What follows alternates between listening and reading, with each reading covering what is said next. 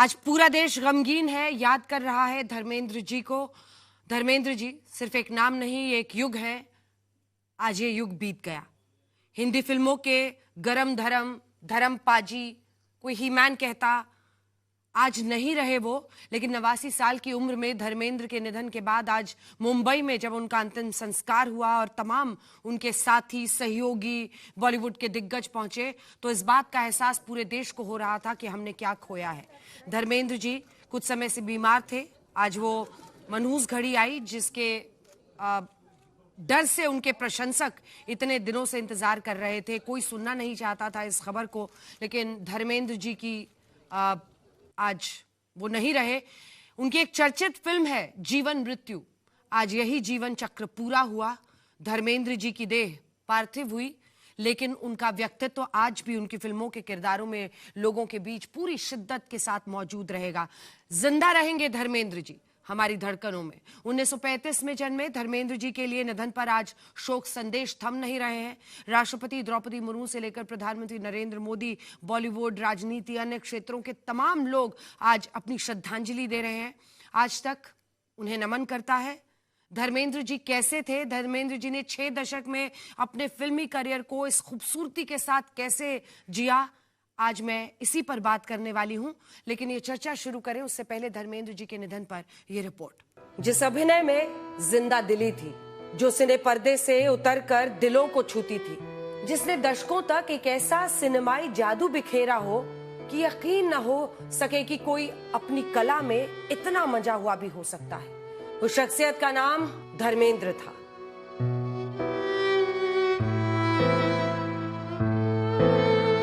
नवासी वर्ष के धर्मेंद्र अब नहीं रहे। ये तथ्यात्मक रूप से सही हो सकता है, लेकिन भावात्मक नहीं, क्योंकि वो तो दिलों में जिंदा है और रहेंगे। आज धर्मेंद्र की मौत की पुष्टि तब हुई जब उनके सगे संबंधी और बॉलीवुड से जुड़े कुछ बड़े नाम मुंबई के विलेपाले शमशान घाट में उनका अंतिम संस्कार करने पहुंचे।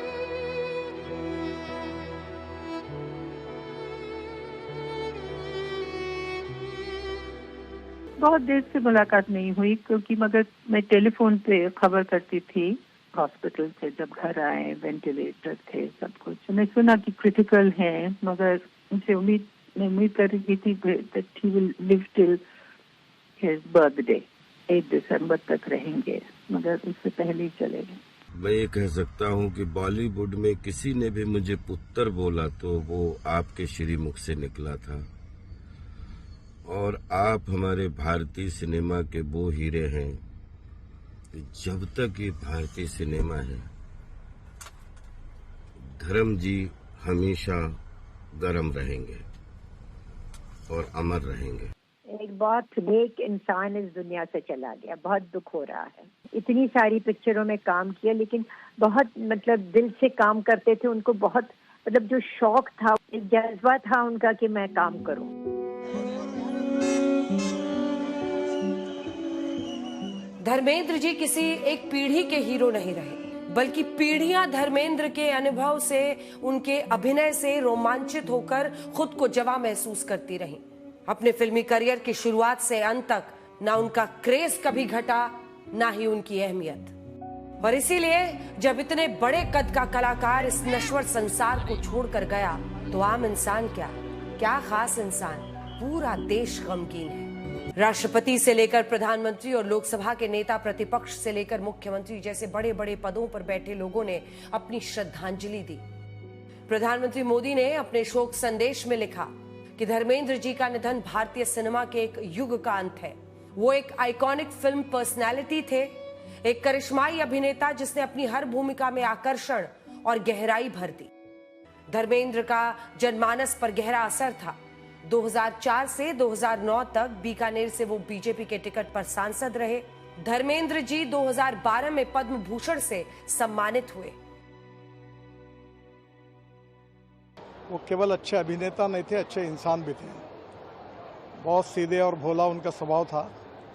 मेरा उनका बड़ा व्यक्तिगत परिचय था और उनका एक उम्दा दिल था, और विशेष रूप से देश की मिट्टी के साथ, किसानों के साथ उनकी बहुत बड़ी कटिबद्धता थी।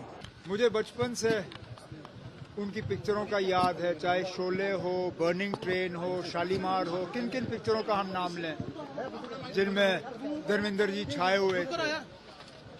आज ये खबर सुन के कि वो इस दुनिया में नहीं रहे, बहुत अफसोस हुआ।